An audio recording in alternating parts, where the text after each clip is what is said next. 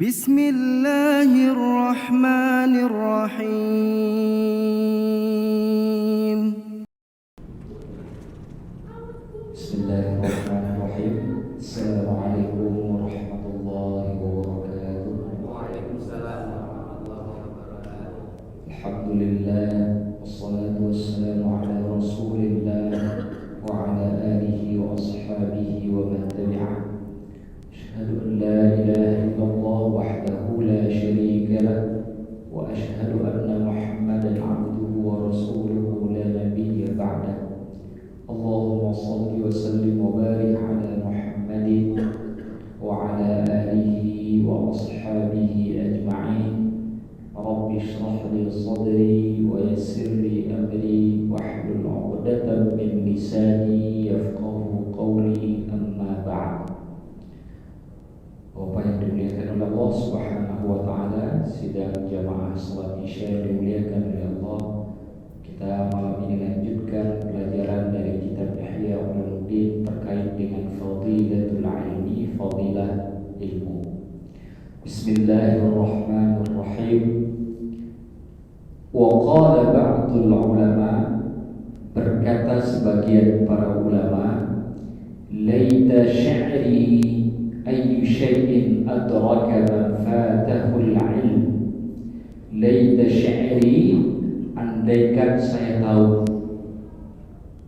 Andaikan saya tahu. Ini bentuk idiom kalau di dalam bahasa Inggris ya. Kalau orang Inggris nyebutnya idiom, bentuk kalimat yang tidak semata-mata dimaknai dengan tekstual. Contoh misalkan dalam hadis Nabi SAW itu ada kalimat misalkan disebutkan oleh para sahabat Rasulullah ketika ada satu ungkapan atau perkataan yang kurang berkenaan dengan kalimat wailak. Wailak itu kalau kita artikan dalam makna bahasa itu artinya celakalah engkau. Tapi jangan kita memaknai bahwa para sahabat itu mendoakan kecelakaan sesama mereka.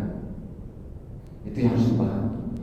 Karena kata wailak itu bukan doa supaya yang disebutkan itu kemudian menjadi celaka. Tetapi wailak itu menunjukkan bahwa perbuatan atau perkataan itu tidak disenangi oleh yang mendengar. Maka disebut dengan kalimat wailak. Jadi jangan dipahami nanti baca hadis, loh di sahabat kok mencaci maki sesama sahabat. Nah, ini berbahaya pemahaman ini. Karena itu bentuk ungkapan. Kalau dalam bahasa Arab itu takbir namanya. Jadi ungkapan yang memang dibangun oleh orang Arab. Begitulah cara orang Arab berbicara, tidak dimaknai dalam bentuk doa. Nah, ada beberapa kalimat di dalam bahasa Arab yang seperti itu, dan salah satunya kalimat ini laita sya'ri, artinya ya andaikan aku tahu. Ini menunjukkan di dalam bahasa Arab ini disebut dengan ta'birut ta'ajjub, bentuk ungkapan yang menunjukkan kepada sesuatu yang luar biasa. Apa yang luar biasanya? Kalau ini ungkapan luar biasa, apa yang luar biasanya? Kan itu pertanyaannya. Kalau kalimat laita sya'ri ini menunjukkan sesuatu yang sangat istimewa, mengagumkan, maka apa yang mengagumkan? Maka kita baca lanjutannya. Ayyu syai'in adraka ma fatahu al-'ilm. Apakah yang hilang dari orang yang, apakah yang didapatkan oleh orang yang kehilangan ilmu? Wa ayyu syai'in fatahu man adraka al-'ilm. Dan apa yang hilang dari orang yang mendapatkan ilmu? Kalau Bapak-Bapak ingat seminggu yang lalu kita ngebahas tentang perbandingan ilmu, harta, dan kekuasaan. Bahwa ilmu bisa mengalahkan harta, bisa mengalahkan kekuasaan karena berada di level atas. Sekarang begini, kita bikin analogi yang sederhana untuk memahami ungkapan ini. Ada orang ikut perlombaan, yang juara 1, juara 2, juara 3. Kalau ada orang juara 1, otomatis dia tidak dapat juara 2 dan juara 3. Karena dia hanya dapat juara 1, setiap orang hanya dapat 1 juara. Tapi pertanyaannya, orang yang dapat juara 1, apakah dia merasa kehilangan ketika dia tidak dapat juara 2, juara 3-nya? Tidak. Orang yang juara 2 kehilangan enggak? Kehilangan. Jadi dalam pengembangan ini maka kita paham orang yang dapat ilmu dia nggak merasa kehilangan walaupun dia tidak punya harta dan tidak punya kekuasaan. Di Yaman itu ada seorang tabi'in dan itu sering saya jadikan rujukan ketika saya menceritakan hal-hal yang semacam ini. Seorang tabi'in yang bernama Uwais Al-Qarni, beliau masuk Islam pada zaman Rasulullah tapi tidak bertemu dengan Rasulullah sehingga tidak dimasukkan dalam golongan sahabat, dimasukkan ke dalam golongan tabi'in. Tidak pernah langsung belajar Rasulullah, itu tidak pernah secara langsung. Karena beliau baru datang ke kota Madinah pada masa Khalifah Abu Bakar As-Siddiq. Artinya Rasulullah sudah meninggal dunia. Padahal masih Islamnya masih Rasulullah hidup. Beliau. Tapi yang luar biasanya apa? Rasulullah sebelum meninggal dunia nitip salam. Rasulullah nitip salam kepada Uwais Al-Qarni dan para sahabat Rasulullah karena ketemu dengan Uwais Al-Qarni disuruh oleh Rasulullah suruh didoakan. Coba ya kan, sahabat disuruh oleh Rasulullah minta doa ke tabi'in. Luar biasa. Padahal Uwais Al-Qarni ini kalau bintang anak orang Pak, nggak ada yang mau dia Pak, karena miskin sekali. Orangnya nggak ma'ruf, nggak terkenal, kadang-kadang dicaci maki orang. Tapi apakah Uwais Al-Qarni kemudian merasa kehilangan? Enggak. Kenapa? Karena Uwais Al-Qarni punya ilmu hikmah, dan ilmu hikmahnya yang dikembangkan ketika beliau pindah ke Madinah, ketika belajar kepada para sahabat Rasulullah SAW. Maka analogi ini, ketika kita kembali kepada teks tadi yang kita baca, apa yang hilang dari orang yang punya ilmu dan apa yang didapatkan oleh orang yang punya ilmu? Ada orang kaya betul, tapi nggak punya ilmu apa yang dia punya sebenarnya. Begitu juga kita lihat ada orang miskin sekali, tapi alim, apa yang hilang dari dia? Tidak ada.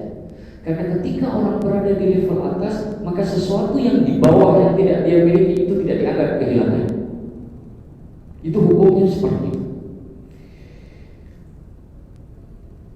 Wa qala alaihi salatu wassalam, Rasulullah sallallahu alaihi wasallam bersabda, "Man utiyal Qur'an", barang siapa yang diberikan Al-Qur'an, didatangkan Al-Qur'an. Didatangkan Al-Qur'an ini bisa dalam bentuk ilmunya, bisa juga dalam bentuk mushaf Al-Qur'annya, bisa dulu. Fara'a anna ahadan utiya khairan minhu, lalu dia melihat bahwa ada seseorang selain dirinya itu diberikan sesuatu yang lebih istimewa dari apa yang sudah dia terima tadi. Faqad haqqara ma 'azzama ta'ala, maka dia telah menghinakan apa yang telah diagungkan oleh Allah. Ambil contoh. Saya punya Al-Quran dan uang. Lalu saya serahkan uang. Ada orang mengatakan, "Ustaz, boleh saya ambil Al-Qurannya karena saya tidak punya Al-Quran di rumah." Maka orang ini ketika dia tidak punya uang, dia tidak punya Al-Quran, dia ambil Al-Quran, dia mengagungkan apa yang Allah agungkan. Tapi kalau dia lebih memilih dulu hal yang duniawi, lalu meninggalkan yang ukhrawi, dia telah merendahkan apa yang telah Allah agungkan. Pertanyaannya, kalau dia tidak mengagungkan apa yang Allah agungkan, bagaimana dia bisa berada di posisi yang istimewa? Kalau saya berteman dengan presiden, minimal Pak, menteri-menterinya pasti takut dengan saya, atau minimal hormat dengan saya. Kenapa? Teman presiden. Tapi kalau temannya sampai RT terus ditakutin sama menteri, susah banget. Betul. Jadi kalau kita ingin agung, maksud agung di sini berada di tempat yang istimewa, maka kita harus mengagungkan apa yang Allah agungkan. Kira-kira bisa dipahami maksudnya? Alhamdulillah. Ada yang mengatakan hadis Rasulullah SAW ini hadis maudhu, hadis palsu. Tapi tidak sepenuhnya ini benar, karena ini memang ada perdebatan di kalangan para ulama. Yang benar hadis ini dhaif, tetapi maknanya bisa digunakan. Hadis secara sanadnya dhaif, tetapi maknanya bisa digunakan. Diriwayatkan oleh Ibnu Adi, diriwayatkan juga oleh Imam At-Tabrani, dinukilkan juga oleh beberapa ulama yang lain. Hadis ini memang sanadnya lemah, akan tetapi maknanya bisa dipakai. Karena hadis itu begini, tidak semua hadis yang sanadnya sahih itu bisa dipakai. Sebagaimana tidak semuanya hadis yang sanadnya lemah maknanya salah. Makanya dalam komponen hadis itu ada dua, ada sanad, ada matan. Kedua-duanya jadi pembahasan yang terpisah. Sanadnya dipelajari, matannya juga harus dipelajari. Contoh, ada hadis di dalam Sahih Imam Muslim itu ketika Rasulullah mengatakan, ketika seorang sahabat Rasulullah mengatakan begini, "Hadartu ma'a Rasulillah sallallahu alaihi wasallam." Menggunakan kata hadar. Hadar itu menunjukkan malam yang telah gelap. Ini bertujuan menceritakan tentang sholat Isya. Lalu ketika Rasulullah SAW tidak keluar dan ketika sudah malam terlalu gelap, baru keluar. Lalu Rasulullah mengatakan, kalau tidak memberatkan, inilah waktu yang aku inginkan untuk sholat Isya. Sebagian para ulama mendefinisikan hadis ini bahwa yang dimaksud dengan kata hadar itu sepertiga malam.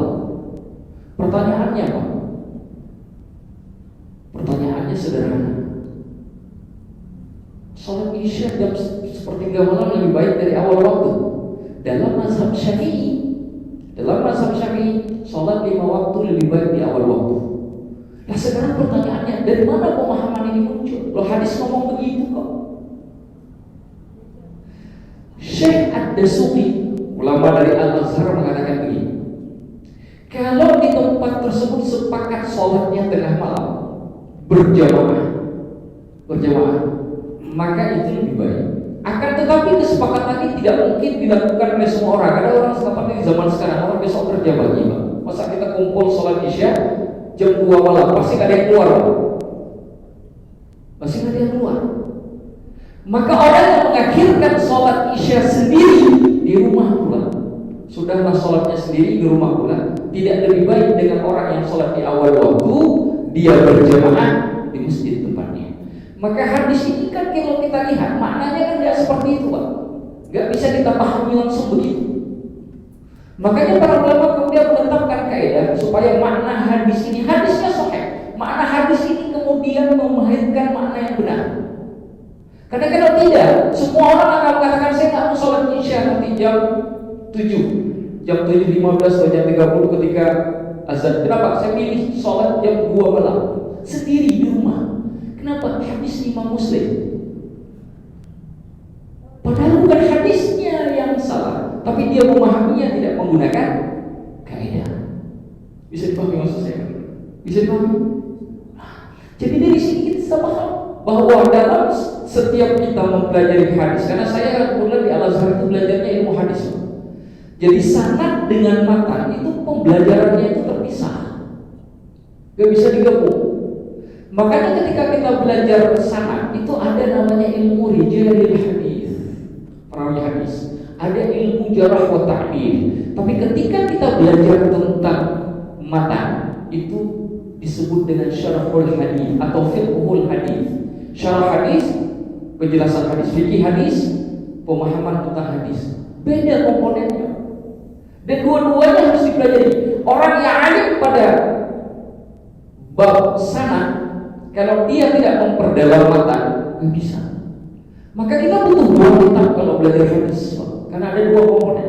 Di satu sisi kami butuh Tahdhibul Kamal fi Asma'i Rijal karangan Al-Hafidz Al-Mizzi misalkan, atau Tahdhibul Tahdhib karangan Al-Hafidz Ibnu Hajar Al-Asqalani, atau Syiar A'lam bin Nubala karangan Imam Tahawi. Di sisi yang lain kami juga butuh Al-Minhaj Syarah Sahih Muslim karangan Imam Nawawi Syarah untuk Sahih Muslim.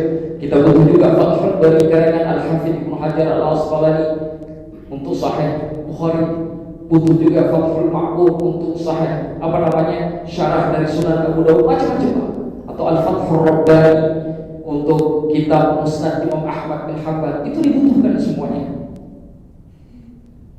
Sehingga kalau kita baca hadis sendiri, Bapak pergi ke toko hadis, lalu pergi ke toko buku, beli buku hadis, pulang ke rumah baca sendiri, ngambil kesimpulan sendiri, insya Allah salah hasilnya. Insya Allah salah. Makanya ada ungkapan dari ulama dulu, man la syaikha lahu fasyaitanu syaikhu. Orang yang nggak punya syekh, nggak punya guru, maka syaitan adalah gurunya. Walaupun yang dibaca hadis. Maka dua komponen ini. Jadi kembali kepada dalil tadi, secara sanad memang diperselisihkan, tapi secara makna benar. Kenapa? Karena ilmu terbesar, ilmu tertinggi ilmu Al-Quran. Makanya dalam sumber pengambilan hukum di dalam Islam, Al-Quran menduduki urutan pertama. Al-Quran, hadis, ijma', qiyas. Boleh dibalik. Saya meletakkan qiyas di awal, boleh. Saya turunkan Al-Quran ke urutan keempat, boleh? Gak boleh. Gak boleh. Kenapa gak boleh? Karena Al-Quran bersifat mutawatir namanya. Gak boleh dibalik. Makanya secara makna benar, kalau ada orang yang diberikan Al-Quran, baik keilmuannya ataupun bahkan mushafnya, lalu dia menganggap, kalaupun tidak menerima, kalau tadi kan logikanya Al-Quran dengan uang, saya ambil uang karena saya sudah punya mushaf di rumah, bukan karena saya tidak mau. Tetapi di dalam hati saya tidak boleh kemudian ada keyakinan bahwa uang yang saya ambil lebih baik daripada Al-Quran. Nggak boleh. Bisa dipahami? Alhamdulillah. Wa qala Fathul Mawsili rahimahullah, berkatalah Fath al-Mawsili. Fath al-Mawsili ini, Al-Mawsil itu daerah di Irak. Kalau kita nyebutnya Mosul. Mosul itu di wilayah Irak. Nama beliau Fath bin Sa'id al-Mawsili, termasuk dari kalangan salafus saleh. Kata beliau bertanya kepada sekelompok orang, "Alaisa al-maridu idza mana'a at-ta'ama wasyaraba wad-dawa'a yamut?" Bukankah orang sakit kalau dia tidak mau makan, tidak mau minum, tidak mau mengkonsumsi obat akan mati? Orang yang ditanya berjawab, qalu, mereka kemudian menjawab, benar Fatih. Yang kau katakan tadi itu benar. Kalau gak mau makan, gak mau minum, ini orang sakit, gak mau makan, gak mau minum, mau konsumsi obat, kemungkinan meninggal dunia, kata mereka. Lalu berkatalah beliau ketika mendengar jawaban mereka, qala kadzalika al-qalbu idza mana'a al-hikmata 'anhu. Begitu juga hati kalau dia tidak masuk ilmu hikmah ke dalamnya. Hati kalau gak ada ilmu yang masuk ke dalamnya, dia jadi mati. Sebagaimana badan mati karena tidak ada makanan dan minuman. Orang kalau nggak makan, nggak minum, jarang kita dengar satu bulan itu sanggup bertahan. Biasanya 3 hari saja itu sudah mulai dalam kondisi yang sangat lemah. Maka seperti badan yang tidak mengkonsumsi makan dan minuman, hati ketika tidak masuk ilmu dan hikmah ke dalamnya akan mati, Pak. Maka sering kita lihat di jalan, dalam ungkapan menurut teks ini, kita lihat orang-orang yang gak pernah datang ke majelis ta'lim, dalam kapasitas teks ini, Pak, mereka terlihat seperti mayat-mayat berjalan. Kenapa disebut mayat berjalan? Karena ada satu komponen dalam tubuhnya yang sudah mati, yaitu hati.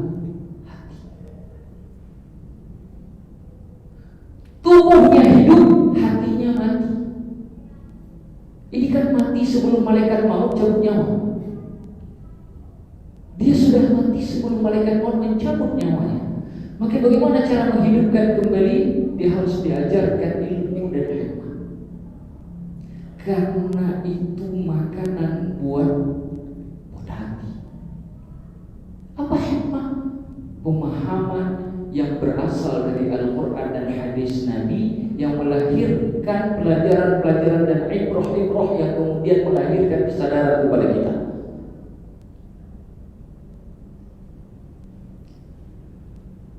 Wal ilmu thalathatu ayyamin yamut.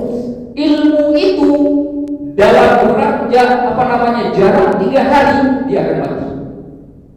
Orang kalau 3 hari tidak bersentuhan dengan ilmu yang dipelajari itu mati, Pak, alias lupa. Minimal kalau dia masih ingat, nggak tetap di hatinya. Makanya ada orang yang tahu ngamalin susah. Apalagi zaman sekarang, majelis taklim seminggu sekali kadang-kadang, Pak. Bahkan maaf, Pak, ada tempat yang sebulan sekali. Hari-hari dangdut dia dengar, gosip dia nonton. Kira-kira yang sebulan ini netap gak? Di mana netapnya? Rusak. Maka kalau orang dalam 3 hari dia tidak bersentuhan dengan ilmu hancur. Sama seperti orang menghafal Al-Quran. Coba tanya, biasanya di sini ada anak-anak hafid. Coba tanya kepada mereka wajib murojaah setiap hari. Setiap hari wajib murojaah. Saya dulu punya sahabat, beliau hafid 30 juz. Kata beliau, saya setiap hari wajib mulang, setiap hari 5 juz. Setiap hari. Setiap hari 5 juz wajib mulang. Gak boleh gak. Mau sehat, mau sakit, wajib 5 juz. Coba ya kan. Kenapa? Karena resikonya lupa. Ilmu pun begitu. Ada orang belajar ilmu fikih, 3 hari nggak ngulang, fikihnya nggak nangkep. Bisa karena lupa, bisa jadi nggak diamalin. Akhirnya apa? Ilmunya nggak kepakai, hilang. Wal ilmu thalathatu ayyamin yamu. 3 hari ilmu mati. Ini kata Fathul Qasim. Kata Imam Al-Ghazali kemudian berkenaan dengan perkataannya Fathul Mawsili, walaqad sadaq. Apa yang dimaksudkan atau disebutkan oleh Fathul Mawsili ini benar adanya. Itu ungkapan yang paling benar.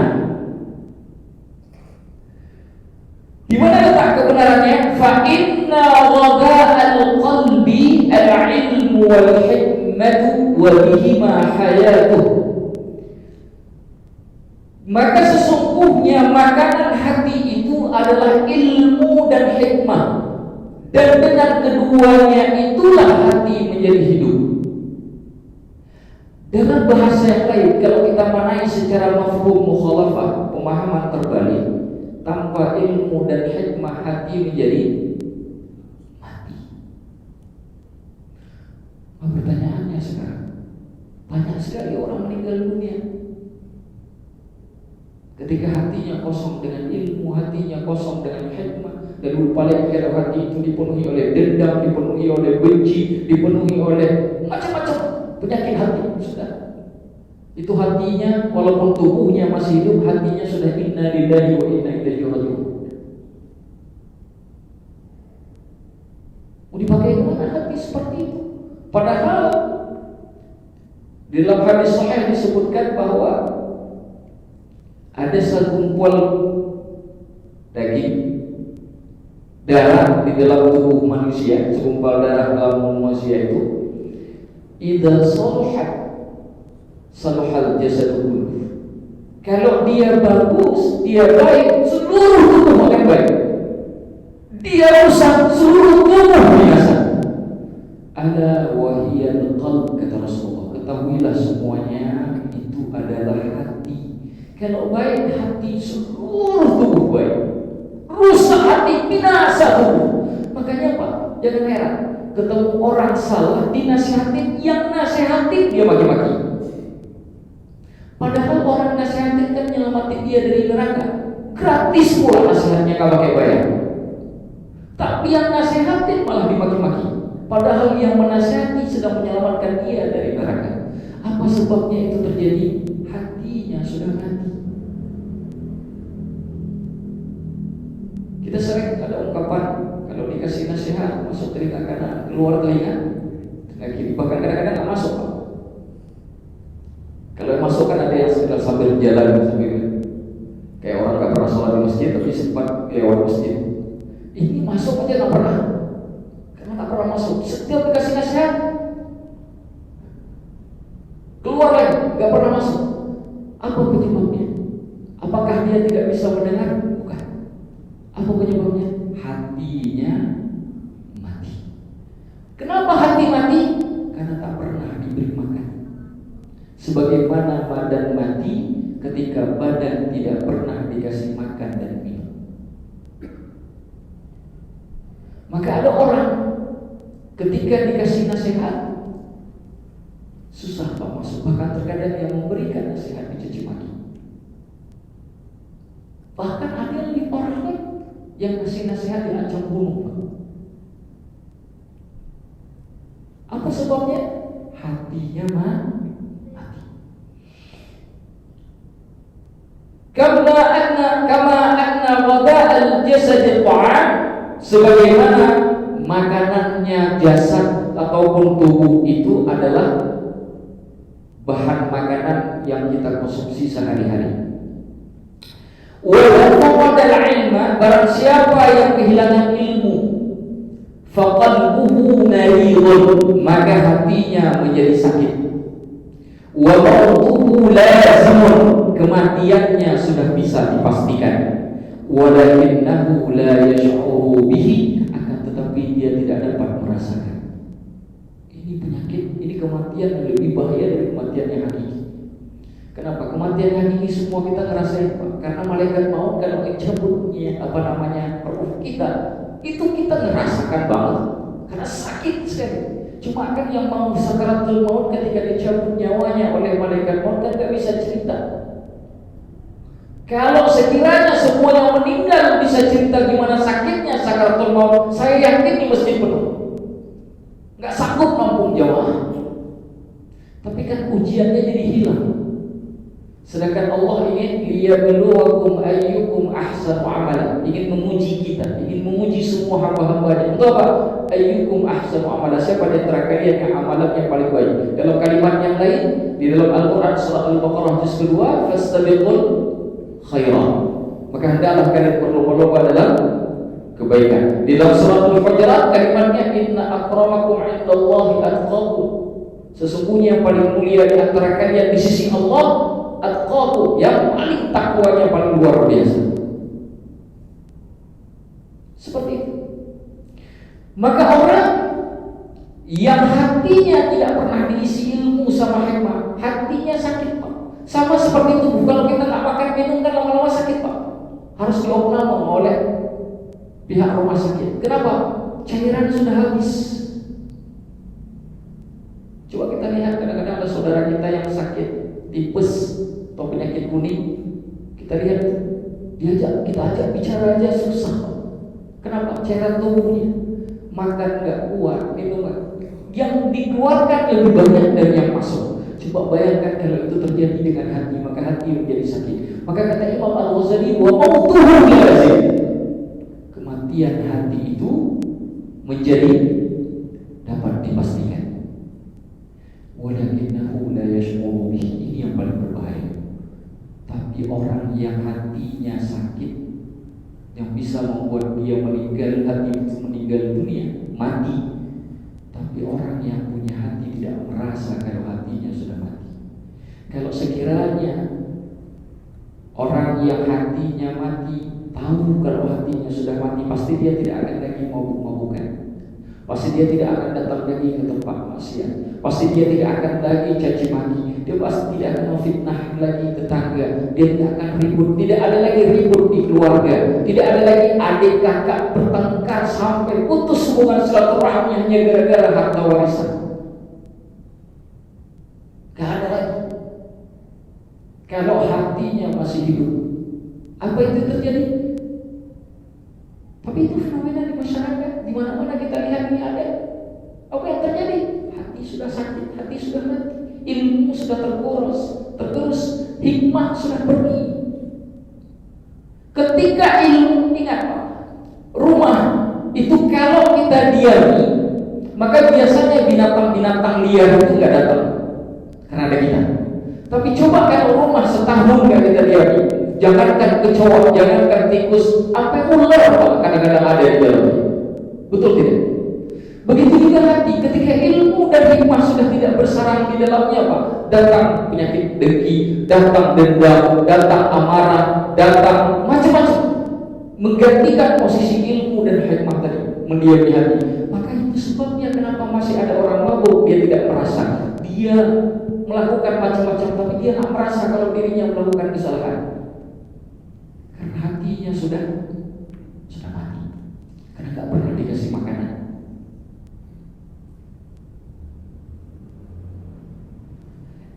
Nah, Imam Al-Ghazali kemudian menyebutkan salah satu penyebab kenapa hati itu mati, sakit kemudian mati. Kata beliau, in hubbud dunya wa syughluhu biha abqala ihsasahu. Di mana cintanya orang kepada dunia lalu menyibukkan diri dengan dunia, abqala ihsasahu, menyebabkan rasa yang dimiliki oleh hati itu menjadi hilang. Di dalam hadis Nabi itu ada ungkapan ketika Rasulullah mengatakan kepada para sahabatnya, nanti bisa lihat di dalam Sahih Muslim, bisa lihat dalam kitab Musnad Imam Ahmad bin Hanbal, satu penyakit yang disebut dengan al-wahn. Wahn, penyakit wahn, wahnu bahasa Arab. Apa itu wahnu? Dalam sebuah redaksi hadis disebutkan hubbud dunia wa karahiyatul maut, cinta dunia dan takut mati. Cinta dunia, takut mati. Dalam bahasa yang lain, kalau bisa dia jangan sampai pernah berpisah dengan dunia ini.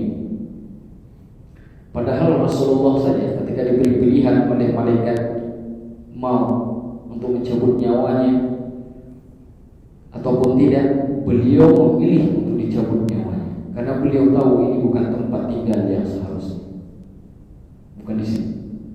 Ini hanya tempat persinggahan sementara. Nabi tahu. Maka Nabi hari ini tidak bersama kita. Coba kalau Nabi saat itu milih untuk hidup selama-lamanya sampai akhir dunia, masih ada Nabi di tengah kita hari ini, Pak. Tapi Nabi tidak mau. Nah, tapi di antara umatnya ada yang sangat cinta dunia. Dia tidak mau berpisah dengan dunia. Siang malam menyibukkan diri untuk mengejar dunia. Padahal dia tahu yang dia bicarakan dia tinggalkan suatu hari nanti. Berapa banyak Pak orang yang ngumpulin duit siang malam, tiap minggu, tiap hari, berbulan-bulan, bertahun-tahun. Begitu dia meninggal dunia, semua harta yang dia kumpulkan tidak pernah dia nikmati.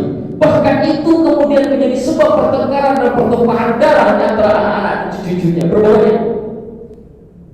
Kapan dia menyadari? Ketika dia masuk dalam kubur. Begitu dia masuk dalam kubur, baru dia sadar. Allah kembalikan rasa di hatinya. Ini yang dimaksud oleh Imam Al-Ghazali dengan abtada ihsas, hilang rasa. Kalau bisa dia dibangkitkan oleh Allah, dihidupkan kembali, dia pasti pilih jadi orang miskin saat itu, Pak. Kalau boleh dia dibangkitkan lagi dari kubur, lalu dikasih pilihan menjadi orang kaya atau menjadi orang miskin, pasti dia pilih jadi orang miskin. Kenapa? Tapi sayang, penyesalan itu baru ada nanti ketika kita tak bisa lagi kembali. Makanya disebut penyesalan. Dan penyesalan yang paling mengerikan ketika penyesalan itu datang di dalam kubur. Kalau di dunia penyesalan ini hadir, kita masih memperbaiki. Dulu saya mabuk, dulu saya begini, dulu saya begitu. Kita masih punya waktu untuk memperbaiki selama Allah masih ngasih kehidupan buat kita. Sebelum nyawa kita belum dicabut. Coba bayangkan kalau kesadaran itu ketika kita berhadapan dengan mungkar dan nakir. Bisa kita curhat kepada makhluk Allah ini. Tolong maafkan saya, pahami kondisi saya. Bisa? Malaikat nggak mau tahu. Malaikat sudah bertanya, penyesalan sudah muncul, sedangkan lidah gelu untuk mengeluarkan kata-kata. Bagaimana Pak? Yang luar biasa. Anak yang kita bangga-banggakan karena punya titel profesor, doktor, segala macam, hari ini tidak bersama kita. Istri yang dulu kita agungkan karena kecantikannya, hari ini nggak bersama kita. Harta benda yang kita tumpuk begitu banyak, rumah yang menjulang ke langit, ke angkasa raya, hari ini tak ada satu pun, jangankan seluruhnya, satu ubin pun nggak ada yang menemani kita di dalam kubur. Baru Allah kembalikan rasa itu. Tapi rasa itu hilang. Cinta, sangat cinta kepada dunia menghilangkan rasa yang kita bicarakan ini. Maka jangan heran ada orang hidupnya sudah mapan, sudah cukup kebutuhan dirinya, keluarganya, semua sudah cukup. Begitu harus kemudian menuntut ilmu, dia ogah. Kenapa? Masih ada proyek yang belum selesai. Padahal cukup sudah. Dulu para sahabat, para tabi'in bukan begitu logikanya. Kalau kita kan ilmu kan bisa dicari, tapi uang kan baru kali ini kesempatan. Dulu mereka bukan begitu caranya. Uang bisa dicari, tapi dapat ilmu ini nggak mungkin disia-siakan. Hari ini kita balik Pak, 180 derajat kita balik. Lalu kita mengatakan, saya ingin surganya seperti surga Abu Bakar. Saya pengen di dalam surga istana saya seperti istana Umar bin Khattab. Ini kan mimpi namanya. Di saat kita bangun, baru kita sadar bahwa semuanya hanya angan-angan belaka. Kenapa? Orang prinsip hidupnya saja kita balik. Hubbud dunya wa karahiyatul maut. Hubbud dunya, kalau dalam riwayat hubbud dunya wa syughluhu biha abtala ihsasahu. Ketika sangat mencintai dunia, kita kejar dunia dengan luar biasa, lalu kita menyibukkan diri dengan hal-hal yang bersifat duniawi, hati hilang rasa. Ketika hilang rasa, dia tidak menyadari dirinya benar atau salah. Dunia, Pak, semakin kita kejar, semakin kencang larinya. Itu dunia. Gak ada satupun manusia di dunia ini yang bisa dapatkan dunia. Mana dalilnya? Baca Al-Quran, kisah Nabi Sulaiman. Saya tanya, siapa hari ini yang paling kaya yang bisa mengalahkan kekayaan Nabi Allah Sulaiman? Ada? Ada. Beliau bukan cuma kaya harta, bahkan kekuasaan yang Allah berikan meliputi binatang dan juga bangsa jin. Siapa di antara kita yang punya kemampuan hari ini seperti kemampuan Nabi Allah Sulaiman? Tapi tahukah apa kalimat di dalam Al-Quran ketika menceritakan kehebatannya, keluar biasaan yang beliau miliki? Kalimatnya sederhana, hada min fadli rabbi, kata beliau. Ini adalah bagian dari karunia Tuhanku. Itu kata Nabi Muhammad. Sekaya itu nabinya, sekuat itu nabinya. Tapi bicaranya, ini bukan punyaku, ini titipan untukku. Kalau yang nitip ngambil, aku udah gak punya apa-apa. Nabi Muslim. Kenapa beliau dengan jujur mengakui itu, dan kejujuran beliau, ikrar beliau itu diabadikan oleh Allah di dalam Al-Quran. Kenapa? Karena tidak ada satupun orang yang bisa menggenggam dunia. Gak ada. Jadi jangan terlalu kuat mengejar dunia, karena semakin kita kejar semakin kencang pak larinya. Tapi saya pengen dapat dunia, ada caranya. Bagaimana caranya Ustaz? Biarkan dunia yang mengejar kita. Jangan kita yang mengejar dunia, tapi biar dunia yang mengejar kita. Nah, bagaimana cara membuat dunia itu mengejar kita? Kejar akhir, kejar akhirat. Kejar akhirat, dunia mengejar kita. Kita kejar dunia, dia lari semakin kuat, akhirat pun melayang. Udah di dunia hidupnya malah, di akhirat hidupnya malah binasa. Buat dunia ngejar kita. Gimana supaya dunia ngejar kita? Kejar akhirat. Tapi jangan dipahami ketika kejar akhirat terus besok pagi gara-gara Ustaz Amna ngajar gak mau kerja lagi. Karena ada ayat di dalam Al-Quran begini bunyinya, wabtaghi fima ataakallahu darul akhirah wa la tansa nasibaka minad dunya. Cari olehmu apa yang telah Allah berikan kepadamu terkait dengan tempatmu di akhirat. Wa la tansa nasibaka minad dunya. Jangan kau lupakan nasibmu di dunia. Tapi urutannya bagaimana? Akhirat dulu atau dunia dulu? Ayatnya kan cerita akhirat dulu, baru cerita dunia, betul tidak? Maksudnya apa? Dunia kau tidak boleh lupakan, tapi jangan berlebihan. Bagaimana tidak berlebihan? Saya bisa saja Nabi Sulaiman kan kaya betul, Allah kasih. Abdurrahman bin Auf kan kaya, Utsman bin Affan kaya, tapi yang dimiliki oleh mereka itu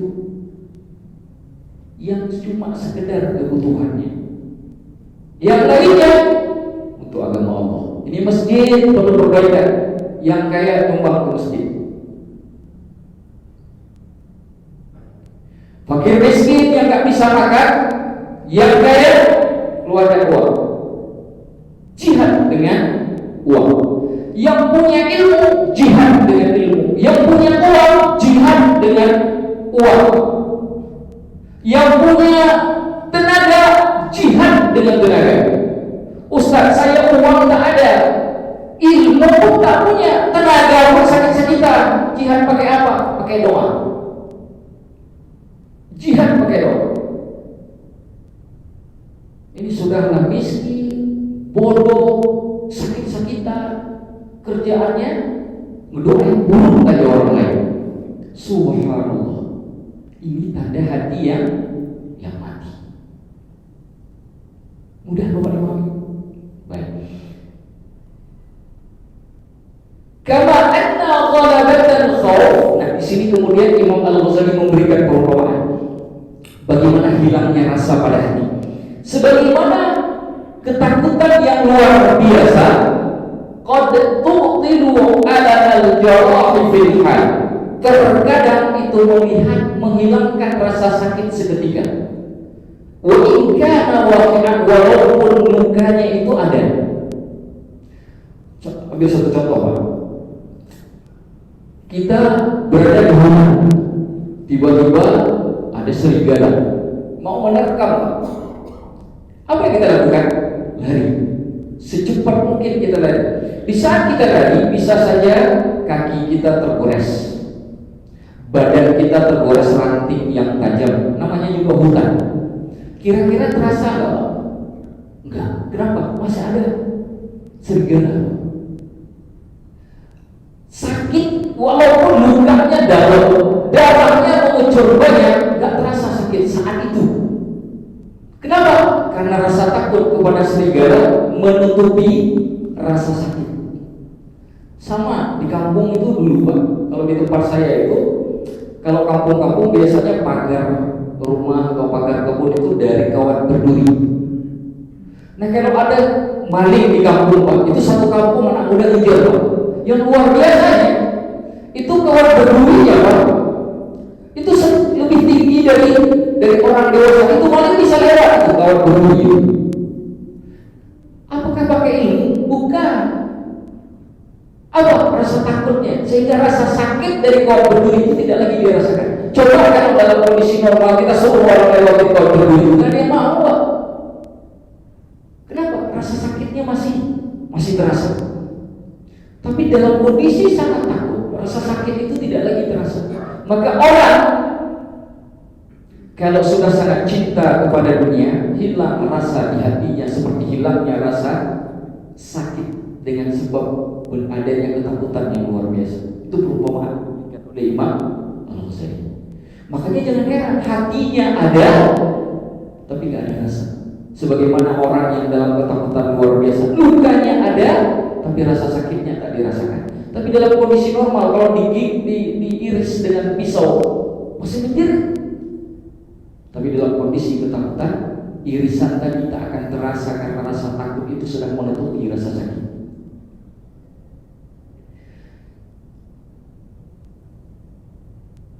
Fa'idha haqqal mautu anhu a'ba'ad dunia. Ketika dunia kemudian menghilangkan dari dirinya kesibukan dunia, ini artinya kematian itu memisahkan dia dari kesibukan dunia, karena semuanya sudah selesai.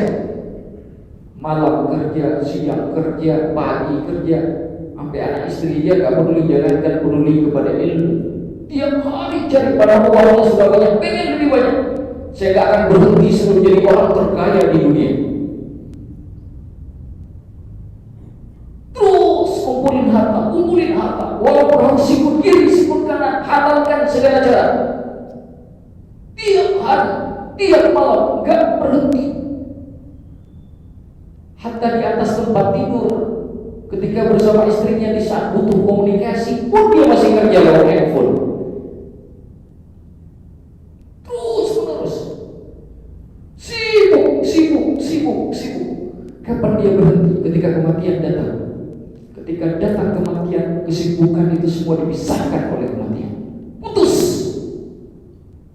Apa yang terjadi kemudian? Ahsana bihalaki. Pada saat itulah ahassa bi halaki, pada saat itulah dia baru merasa kebinasaannya. Hati yang di dunia tadi yang sangat cinta dengan dunia hilang rasa, begitu kematian baru kembali rasa itu. Makanya kan coba bayangkan dalam Al-Quran itu kan diungkapkan berbagai macam, seperti misalkan di akhir surat An-Naba ketika Allah menceritakan orang-orang kafir ketika dibangkitkan di hari kiamat, apa kalimatnya? Ya laitani kuntu turaba. Oh, ini kan saja aku jadi tanah. Ini kan bahasa penyesalan yang luar biasa. Tapi bahasa itu gak keluar hari ini di dunia. Kapan keluar? Nanti, setelah kehidupan ini berakhir. Maka kata Imam Al-Ghazali, begitu kematian sudah datang memutuskan dia dari kesibukan dunia, saat itulah dia baru merasa kebinasaannya. Makanya Abdullah bin Abbas itu ketika diceritakan tentang kuburan, itu langsung pingsan, Pak. Pingsan. Bukan cerita tentang akhirat, bukan cerita tentang neraka, cerita tentang kubur. Pingsan. Ketika beliau Syuman ditanya apa menyebabkan beliau pingsan, beliau jawab apa? Ini awal dari segalanya. Kalau baik di kuburan pasti akan baik nanti di akhirat. Kalau celaka di kuburan sudah bisa dipastikan kecelakaannya di akhirat. Karena semuanya berawal dari sejak kematian. Ketika kita dimasukkan dalam kubur. Sejak kapan? Ketika orang yang mengantarkan kita jenazah, langkah terakhir yang meninggalkan kuburan kita, saat itulah kita disapa oleh malaikat. Tinggal kita sendiri di lubang yang cuma beberapa meter, sepi, tak ada yang menemani kecuali kain kafan, 2 atau 3 lembar, 3 helai saja yang membungkus. Tidak ada lagi yang lain. Malaikat datang dengan gagah perkasa, dengan wajah yang menakutkan. Saat itu kembali rasa yang hilang tadi di dunia, yang merasa bahwa mati tadi, tapi enggak merasa bersalah. Melakukan sesuatu yang salah, tidak merasa berdosa. Melakukan sesuatu yang berdosa, tidak merasa bahwa Allah marah. Biasa saja. Saat dimatikan oleh Allah, saat meninggal dunia, sudah masuk kubur, baru itu kembali dirasa itu. Ahassa bihalaki wa tahassara tahassuran 'aziman. Lalu timbullah rasa penyesalan yang luar biasa. Thumma la yanfa'u, kemudian rasa yang kembali tadi, penyesalan tadi, la yanfa'u, tidak lagi punya manfaat. Kenapa? Karena kematian menyebabkan kita hilang tuntutan. Gak ada lagi tuntutan macam-macam. Yang ada saat ini adalah pertanggungjawaban. Yang baik dapat baik, yang buruk dibalas yang buruk. Sudah selesai. Tapi kalau di dunia kita masih hidup penyesalan, kita masih membawa keuntungan. Dulu saya mabuk, sekarang saya mau tobat, Allah terima kalau ikhlas karena Allah Ta'ala. Dulu suka colek sana colek sini, sekarang udah tobat. Ini wanita bukan mahram saya. Dulu oke saya begitu, sekarang saya tidak mau lagi, saya tobat. Kalau ikhlas lillahi ta'ala, Allah terima tobatnya. Kalau masih di dunia, begitu kita masuk kubur, penyesalan itu tidak ada lagi. Ada lagi, tidak ada gunanya. Ini yang dikatakan Imam Al-Ghazali, thumma la yanfa'u, kemudian tidak lagi memberi manfaat. Wa dzalika ka ihsasil amini khawfahu, yang demikian itu seperti rasanya orang yang aman dari ketakutan, wal mufidi min sakalihi, dan orang yang kemudian tersadar dari kemabukannya. Tadi mabuk sekarang menjadi hilang mabuknya.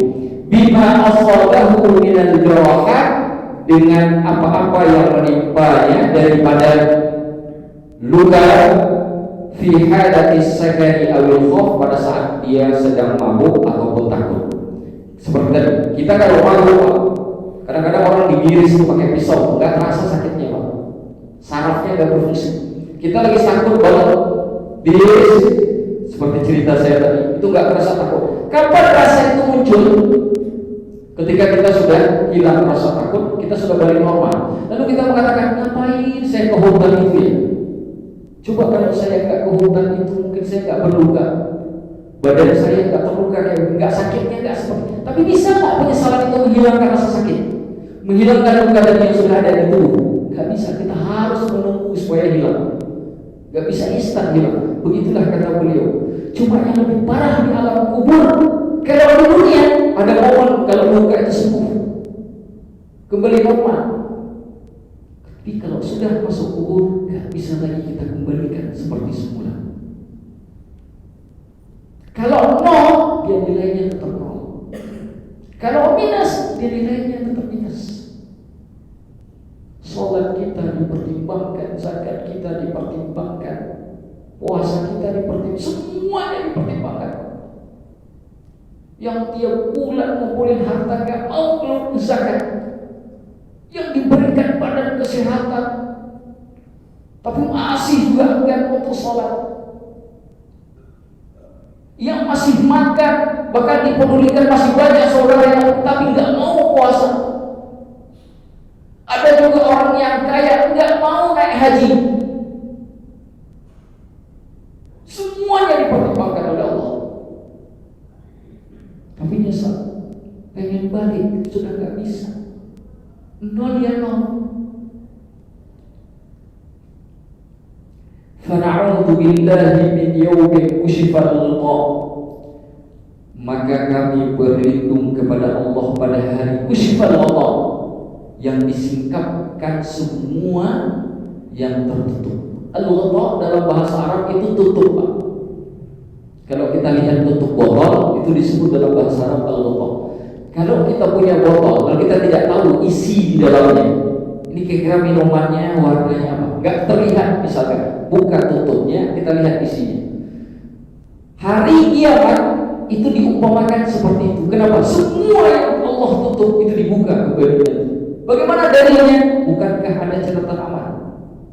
Di catatan amal semua yang kita lakukan di dunia itu akan kita lihat kembali. Dari sejak akil balik, kejahatan apapun, kebaikan apapun, semuanya akan kita lihat. Semuanya akan kita lihat. Yang paling menyakit, yang paling mengerikan, Pak, apabila semua kesalahan itu ditonton oleh semua orang yang ada di padang mahsyar. Dulu, Pak, ketika kita di dunia, satu RT aja tahu kita malunya, alhamdulillah. Satu RT, Pak. Sekarang bukan satu RT, seluruh umat manusia menyaksikan kita. Bukan cuma satu RT, Pak. Seluruh umat manusia, bukan hanya umat Nabi Muhammad saja, Pak. Dan bukan cuma manusia, malaikat, jin, semua yang lihat. Allah tampakkan kusyifal gha. Pada hari itu, pemahaman inilah yang membuat kita takut. Allah murka, Allah marah. Sehingga kemudian ya Allah, berikan aku istiqomah di dalam kebaikan dan berikan aku istiqomah untuk menjauhi keburukan.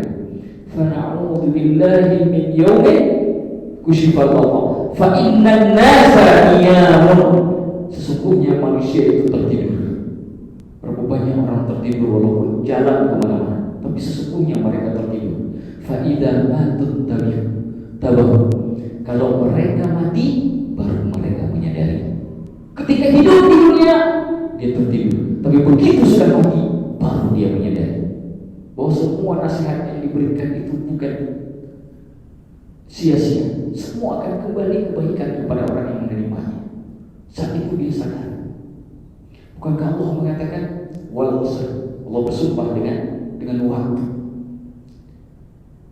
Innal insana lafi khusr.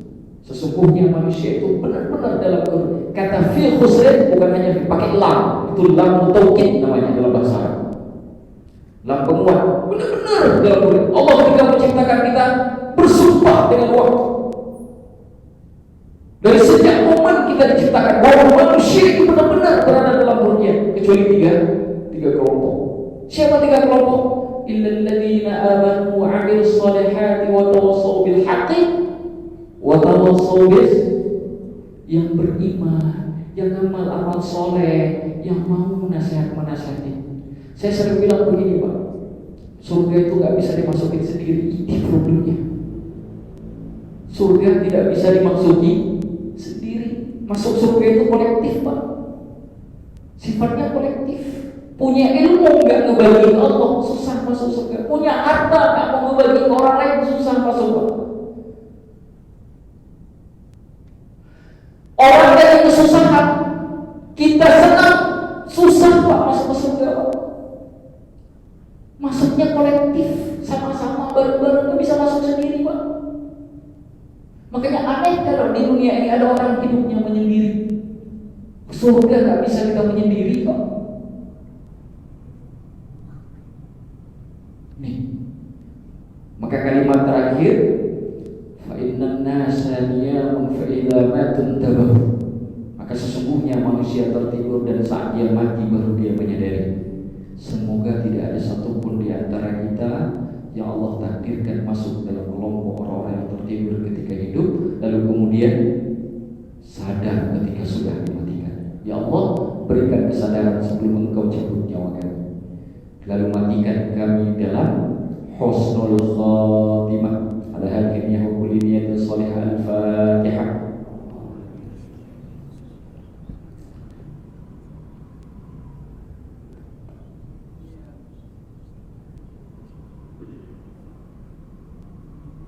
Bapak Ibu, Bapak yang dimuliakan oleh Allah, saya tidak buka sesi tanya jawab. Nanti kalau ada yang bertanya mungkin langsung ke sini saja. Mungkin ada yang mau meninggalkan, ada kegiatan lain dan sebagainya. Kalau mau boleh nanti saya tunggu di sini kalau ada yang bertanya, ya. Karena sudah saya lihat sudah jam 2 lewat 55. Sudah 20 pas ya, 20:56. Baik Bapak yang dimuliakan oleh Allah Subhanahu wa taala, sebelum saya tutup kita berdoa sedikit mengharapkan kepada Allah Subhanahu wa taala supaya Allah turunkan berkah, Allah panjangkan umur kita, Allah limpahkan kebaikan kepada kita, lalu Allah kemudian matikan kita dan masukkan kita dalam golongan orang-orang yang saleh. A'udzubillahi minasyaitonir rajim. Bismillahirrahmanirrahim. Alhamdulillahi rabbil alamin hamdan yuwafi ni'amahu wa yukafi'u masidah. Ya Rabbana lakal hamdu kama yanbaghi li jalali wajhikal karim wa 'azimi sultanik. Allahumma salli wa sallim wa barik ala Muhammadin wa ala alihi wa ashabihi ajma'in. ربنا اغفر لنا ذنوبنا وكفر عنا سيئاتنا وتوفنا مع الأبرار. ربنا اغفر لنا ذنوبنا ولأمهاتنا ولآبائنا ولمشايخنا ولأساتذتنا ولجميع المسلمين والمسلمات والمؤمنين والمؤمنات الأحياء منهم والأموات إنك سميع قريب مجيب الدعوات. يا قاضي الحاجات ويا كاشف الكربات ويا غافر الزلات، اللهم هون علينا في سكرات الموت والنجاة من النار والعفو عند الحساب. اللهم أعنا على ذكرك وشكرك وحسن عبادتك. اللهم إنا نسألك سلامة في الدين وعافية في الجسد وزيادة في العلم وبركة في الرزق وتوبة قبل الموت ورحمة عند الموت ومغفرة بعد الموت. اللهم افتح لنا أبواب رحمتك وأبواب مغفرتك وأبواب رزقك وأبواب فضلك، ونسألك من فضلك يا الله يا واسع عليم. ربنا تقبل منا إنك أنت السميع العليم وتب علينا إنك أنت التواب الرحيم. ربنا آتنا في الدنيا حسنة وفي الآخرة حسنة وقنا عذاب النار.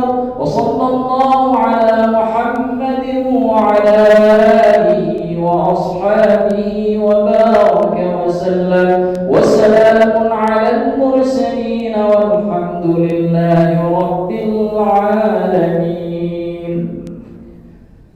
Baik, dimuliakan oleh Allah Subhanahu wa taala, saya akhiri sampai